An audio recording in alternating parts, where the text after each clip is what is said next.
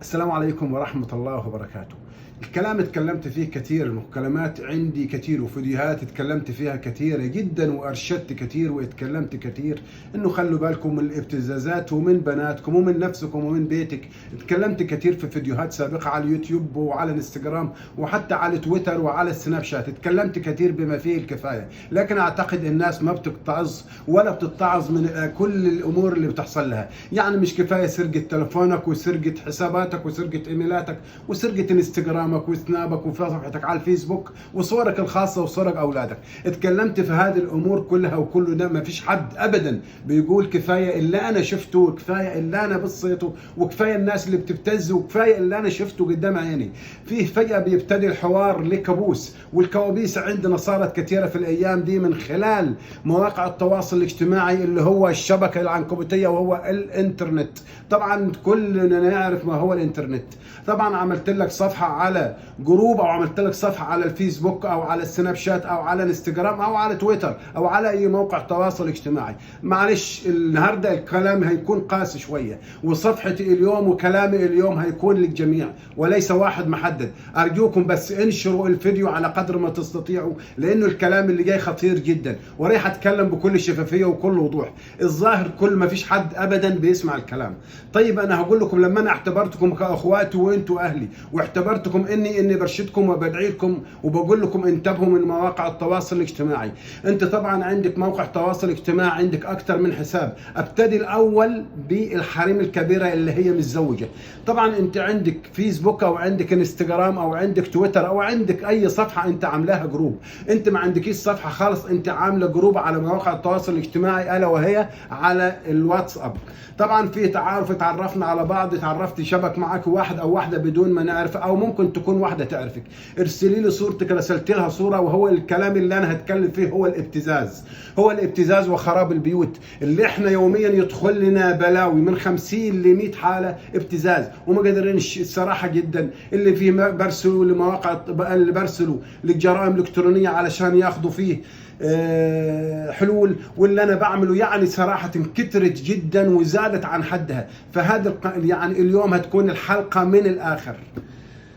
الاخت فتحت لي جروب، والجروب ده كلمت ناس فيه واحد او اثنين اتعرف عليكم. ارسلي لي صورتك، رسلت صوره، اتعرفت انت من المكان الفلاني، انا من المكان الفلاني. ارسلت، تبدلت الصور وتبدلت الصوتيات. بعد الصوتيات بقيت مرئيات. بدأت تتعرف يوم على يوم، وطبعا وهو ده الحال والناس كلها تعرفه. بدأت الصور شافت وجهك، شافت لبسك، ان كنت لابسه بلبس البيت او انت لابسه لبس باي لبس كان، لكن خدت الصوره من دون علمك وخزنت الصور، صورك وصور اولادك. في بعض الايام بعد ما تعمقت العلاقه، بعد اسبوع او بعد 15 يوم، بعد اسبوع او 15 يوم ممكن تاخذ لقطه شاشه، ممكن تكون بلبس البيت شفاف. على سبيل المثال ممكن تكون باينه فيها صدرك او جزء من صدرك او شعرك ووشك كله كامل. خدت الصور دي وعملتها خزينه عندك، لانها اللي انت بتتكلميها انت ما تعرفهاش. انت بتكلميها وهي بتكلمك على حسن النيه، لكن هي بحر غويط. طبعا بتبتدي الكارثه من هنا. عملتوا مشكله مع بعض، شديتوا في الكلام، بدا حاجه غريبه تظهر، ان في احد المواقع لقى صورك موجود عندك على مواقع التواصل الاجتماعي. فجأة بدأ فيه تهديد، يا تدفع يا الصور دي هنشرها ليك ولأهلك. جابت أرقام أهل منين؟ أنت مديها كل شيء، أنت مديها أرقام أهلك ومديها أرقام ولادك ومديها أرقام إخواتك ومديها أرقام أصدقائك في العمل، لأن عرفت كل شيء عنك وأنت ده اللي اديته لها. وأنا حذرت بالكلام ده. الخصوصية خلوها عليها قفل، الخصوصية خلوا عليها قفل أرجوكم، وليس تنشروها للي يسوى واللي ما يسواش. مش بس صور، ومن غير ما تصور فيديو انت لبسك كويس، انت حالتك كويسة، انت أكلكم كويس، انت فرجين على بيتك. خدت جولة بتصوير الفيديو وهي بتخزن عندها هناك لأجل مناسبة كارثة زي كده. في الآخر بتلم الصور كلها. بعد ما تلم الصور كلها دي تبتزك انت وتكون انت الضحية، تخرب بيتك وبيت الأمور كلها بيتم تدميرك وتدمير بيتك وتدمير زوجك وأولادك وعائلتك وشغلك. بيتم همك كله ازاي تتخلصي من المصيبة دي.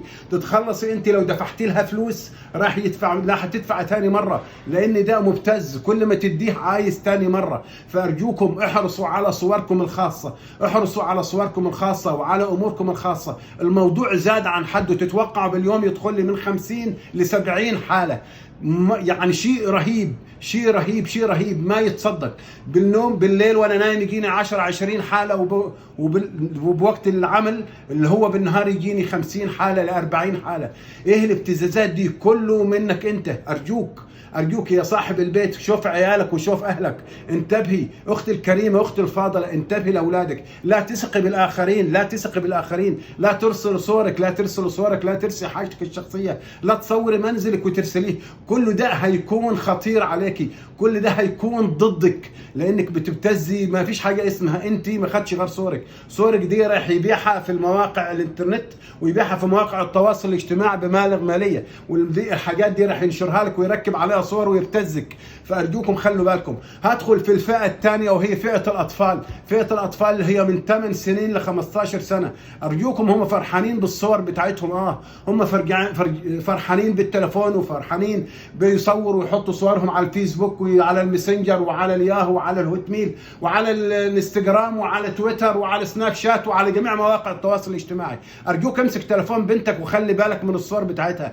البنت بتصور وبتحط صورها هي وزمايلها وتراسلوا بعض الصور، وانت ما تعرفش هي رسلت معاك ايه. ممكن الصور دي تودي في 60 داهيه. بعد ما تتزوج تظهر الصور، او ممكن الصور تظهر بصور غير لائقه. فانت لازم تخلي بالك من الفئه دي، الفئه ال8 سنين لل 15 سنه او حتى ال 20 سنه، اللي هم البنات اللي في الكليات وفي الثانوي وفي المدارس. لازم نخلي بالنا من خصوصياتنا والصور، لابد، لانه كثير جدا بتظهر الصور. في حالة عندي جات لي من 3 أيام، حالة خطيرة جدا. الصور مرسلة لها أكثر من 4 سنوات، ظهرت من 3 4 أيام أو 5 أيام. صور فيها تهديد، ودفعت المبالغ من وراء أهلها، دفعت مبالغ ضخمة دفعتها من وراء أهلها بالفعل، وأهلها ما يعرفوش شيء غير لما لقيوا فيه تحويلات حسابات غريبة من الفلوس ب 500 دينار و1000 دينار و300 دينار و200 دينار. أرجوكم خلوا بالكم من هذه الأمور. البنت الصغيرة والولد الصغير ما يعرفوش شيء، فلازم يكون فيه مراقبة من الوالدين. أرجوكم خلوا بالكم من أولادكم. الموضوع زاد عن حده كثير جدا، والموضوع الابتزاز زاد.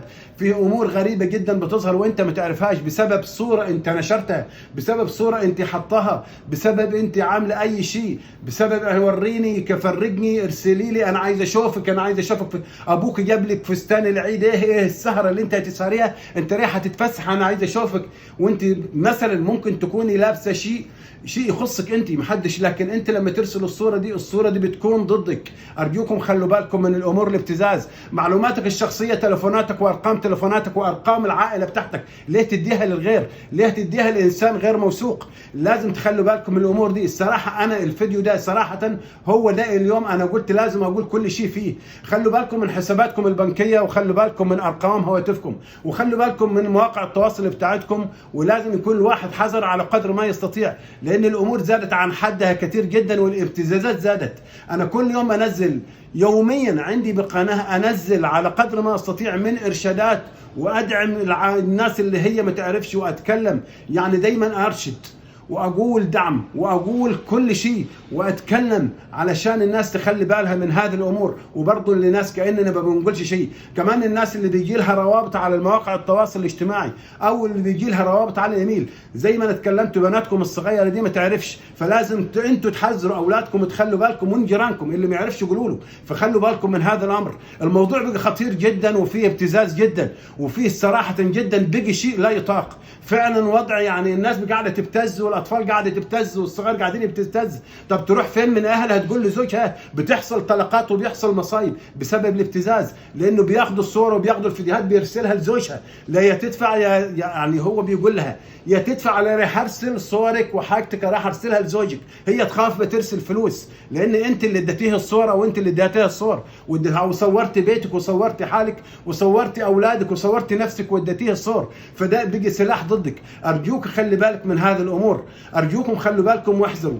في حلقه ثانيه ان شاء الله، لكن باذن الله ان شاء الله في الحلقه في الاسبوع المقبل باذن الله ارجوكم انشروا الفيديو ده على قدر ما تستطيعوا، انشروه، خلي الناس كلها تعرف، وخلي تطلع البلاوي والناس تعرف وتستر على نفسها. ارجوكم انشروا على قدر ما تستطيعوا عشان تعم الفائده والناس تخلي بالها. ارجوكم لا تنشروا صوركم ولا تنشروا اموركم ولا تحطوا الصور ولا تتعلقوا مع الاشخاص اللي هم وهميين، اللي هم خلف الستار وانتم ما تعرفهمش. خلوا بالكم من هذه الآفة. الآفة دي تدمير، واسمها تدمير ابتزاز. ارجوكم خلوا بالكم اللي احنا يوميا بنعمل عليها، يوميا احنا بنشتغل عليها علشان نقدر نقطع فرط الابتزاز. فارجوكم هذه جريمه وجريمه كبرى، فلازم نحذر منها ونخلي بالنا. واقول لكم السلام عليكم ورحمه الله وبركاته.